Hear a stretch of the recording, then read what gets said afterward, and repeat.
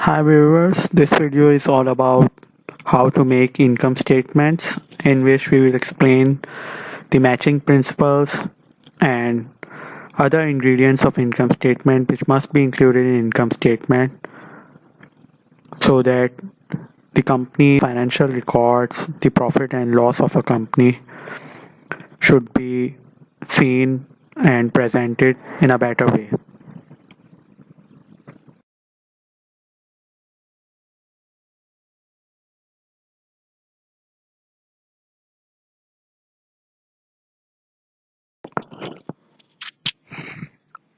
Students income statement बनाने का मकसद ये होता है कि इनकम स्टेटमेंट आपको एक पर्टिकुलर अकाउंटिंग पीरियड के रेवेन्यू और उस पर्टिकुलर अकाउंटिंग पीरियड के एक्सपेंसेस के बारे में एक प्रेजेंटेशन देता है, बताता है कि किस टाइप के एक्सपेंसेस हैं और उस पर्टिकुलर अकाउंटिंग पीरियड में कितना रेवेन्यू किसी कंपनी ने अर्न किया है और फिर उन एक्सपेंसेस को उस पर्टिकुलर अकाउंटिंग पीरियड के रेवेन्यू से सब्ट्रैक्ट कर दिया जाता है ताकि ये मालूम हो सके कि कंपनी को प्रॉफिट कितना हुआ है।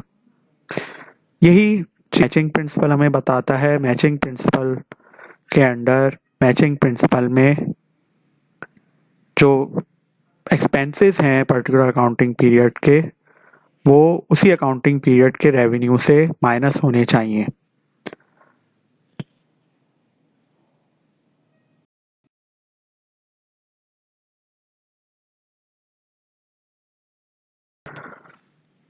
ओके स्टूडेंट्स, ये एक एग्जाम्पल क्वेश्चन है जिसमें आपको तमाम अकाउंट्स के बैलेंसेस दिए गए हैं, लेकिन ये जहन में रखना चाहिए कि इनकम स्टेटमेंट में सिर्फ रेवेन्यू और या रेवेन्यू से रिलेटेड और एक्सपेंसेस से रिलेटेड अकाउंट्स ही के बैलेंसेस हम लेकर जाते हैं। तो ये बात क्लियरली आपके जहन में होनी चाहिए कि सिर्फ रेवेन्यू और एक्सपेंसेस ही इनकम स्टेटमेंट से ताल्लुक़ रखते हैं।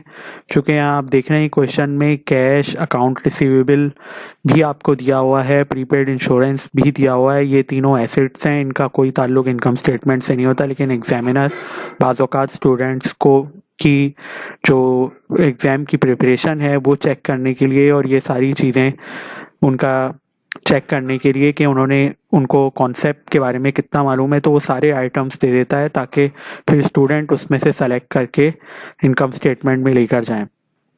सेकंड चीज़ ये है कि यहाँ पे आपने देखा कि मर्चेंडाइज इन्वेंट्री आपको बिगनिंग दी हुई है, ठीक है, और आपको इसके अलावा परचेजेस दी हुई हैं, सैलरीज एक्सपेंसेस दिए हुए हैं, सेल रिटर्न दी हुई है और इसके अलावा आपको जो है वो सेल्स दी हुई है। तो ये सारी चीज़ें आपने जहन में रखनी है कि ये जो आइटम्स मैंने अभी आपको बताए हैं ये आप इनकम स्टेटमेंट में लेकर जाएंगे, जो सेल्स या सेल रिटर्न है और फिर मर्चेंडाइज इन्वेंट्री बिगनिंग, एंडिंग और परचेजेस और सैलरी एक्सपेंस और जितने भी किस्म के एक्सपेंस हुए होंगे, डेप्रिसिएशन एक्सपेंस वगैरह, वो सब इनकम स्टेटमेंट में लेकर जाएंगे। तो आइए नेक्स्ट स्लाइड पर देखते हैं कि हमने किस तरह से एडजस्टमेंट करते हुए इनकम स्टेटमेंट बनाया। यहाँ पे एडजस्टमेंट भी देख लें आप कि एडजस्टमेंट जो आपको दी हुई है उसमें किन किन चीज़ों की एडजस्टमेंट करनी है। सबसे पहले तो ये कि एडजस्टमेंट में आपको बता दिया जाता है कि मर्चेंडाइज इन्वेंट्री एंडिंग कितनी है, क्योंकि इसके बगैर आप total cost of goods sold नहीं निकाल सकते। दूसरी चीज़ ये है कि यहाँ पे आपको इंश्योरेंस एक्सपेंस बताया गया है कि इंश्योरेंस कितना एक्सपेंस हुआ। उसके अलावा बैड डेट एस्टिमेटेड बताया गया है कि बैड डेट एक्सपेंस कितना एस्टिमेट किया गया है।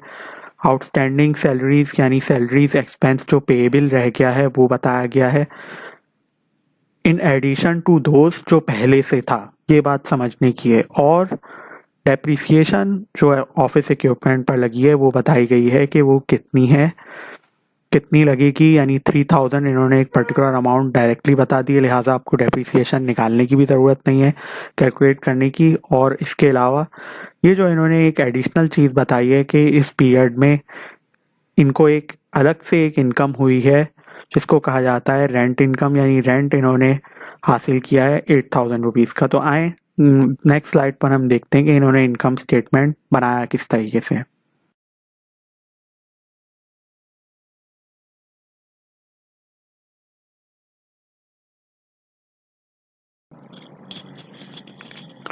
डियर स्टूडेंट्स, ये इनकम स्टेटमेंट है कंप्लीट, जिसके अंदर ये सेल्स लेकर आए हैं। पीछे जो क्वेश्चन दिया हुआ था वहाँ से सेल्स की अमाउंट लेकर आए हैं 2,20,000 रुपीज़, लेस सेल्स रिटर्न है 25,000।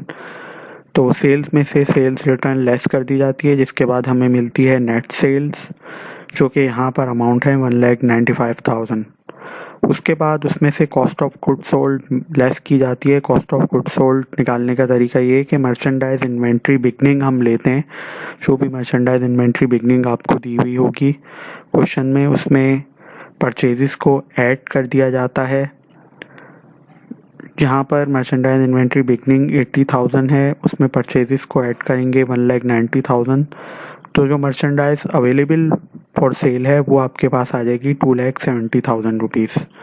उसके बाद उसमें से मर्चेंडाइज इन्वेंट्री एंडिंग को लेस कर दिया जाता है, चूँकि एंडिंग में जो इन्वेंट्री बच गई है लॉजिकली जब वो माइनस की जाएगी अवेलेबल फॉर सेल में थे, तो ही आपको मालूम होगा कि कितनी मर्चेंडाइज, कितनी कॉस्ट की मर्चेंडाइज आपने सेल कर दी है। तो आपके पास जो फाइनल अमाउंट आ जाएगी वो होगी 1,90,000, जो कि आपकी कॉस्ट ऑफ गुड सोल्ड होगी। चूँकि हमने ऊपर पहले ही less cost of good sold की हेडिंग डाल दी थी, लिहाजा 1,90,000 के सामने हमने कॉस्ट ऑफ गुड सोल्ड दोबारा नहीं लिखा। फिर ये आपका 1,95,000 में से कॉस्ट ऑफ गुड सोल्ड जो 1,90,000 माइनस करेंगे, उसके बाद ये 5,000 है, ये आपका ग्रॉस प्रॉफिट है। ग्रॉस प्रॉफिट में से आप लेस कर देते हैं ऑपरेशनल एक्सपेंसेस को। यहाँ पर सबसे पहले आप इंश्योरेंस एक्सपेंस लेस करेंगे 4,000 रुपीज़। ये इंश्योरेंस एक्सपेंस किस तरह है, ये प्रीपेड, पहले इन्होंने एडवांस पेमेंट कर दी थी इंश्योरेंस की, उसमें से ही जैसे जैसे टाइम पीरियड गुजरता है तो प्रीपेड एक ऐसा एसेट है जो एक्सपेंस में कन्वर्ट हो जाता है, लिहाजा ये इंश्योरेंस एक्सपेंस बन गया 4,000 रुपीज़ का। लिहाजा प्रीपेड का जो टॉपिक है वो हम एक सेपरेट वीडियो में आपको विद कंप्लीट एक्सप्लेनेशन समझाएंगे, लेकिन यहाँ पर एक कंक्लूसिव बात है कि इंश्योरेंस एक्सपेंस जो लिया गया है इस इनकम स्टेटमेंट में वो 4,000 है। उसके बाद बैड डेट एक्सपेंस आ जाता है, जो इन्होंने एस्टिमेट किया था 600 रुपीज़। डेप्रिसिएशन आपको कैलकुलेट करने की ज़रूरत ही नहीं, क्योंकि डायरेक्टली इसमें दे दी गई थी 3,000 रुपीज़। और सैलरीज एक्सपेंस इन्होंने क्वेश्चन के शुरू में जो डेटा दिया हुआ था उसमें 30,000 था, और बाद में कहा गया कि salaries payable for the year 4,000। तो ये भी एक सैलरीज एक्सपेंस ही है, क्योंकि इसकी जो एंट्री बनती है एडजस्टिंग एंट्री, वो सैलरीज एक्सपेंस डेबिट और सैलरीज पेएबल क्रेडिट बनती है। इन शॉर्ट मीनिंग ये होता है कि कुछ सैलरीज एक्सपेंस जो है, कुछ एम्प्लॉयज़ की सैलरीज साल के बिल्कुल लास्ट डे में पेएबल रह जाती हैं, जिनको सैलरीज एक्सपेंस में ऐड कर दिया जाता है, इसलिए क्योंकि एक्सपेंस बहरहाल हो चुका है। अकाउंटिंग जो है वो पेएबल और रिसीवेबल का सिस्टम है, डबल एंट्री सिस्टम। तो इसमें उसको मान लिया जाता है कि एक्सपेंस बहरहाल हो चुका है, चाहे वो पेएबल ही क्यों ना हो। तो लिहाजा सैलरीज एक्सपेंस जो है वो टोटल ले लिया जाएगा 30 + 4,000 34,000 रुपीज़। और ये सारे जो एक्सपेंसेस हैं उनको ऐड कर दिया जाएगा, तो वो हो जाएंगे 41,600। इसको माइनस कर दिया जाएगा ग्रॉस प्रॉफिट में से, तो ये आ जाएगा लॉस फ्रॉम ऑपरेशंस। 36,600 रुपीज़ इनको लॉस हुआ है ऑपरेशन से, बिजनेस ऑपरेशन से लॉस हुआ है, और उसमें अदर इनकम ऐड कर दी जाएगी 8,000 रुपीज़। तो ये जो इनका टोटल लॉस आएगा नेट लॉस, वो 28,600 रुपीज़ आ जाएगा।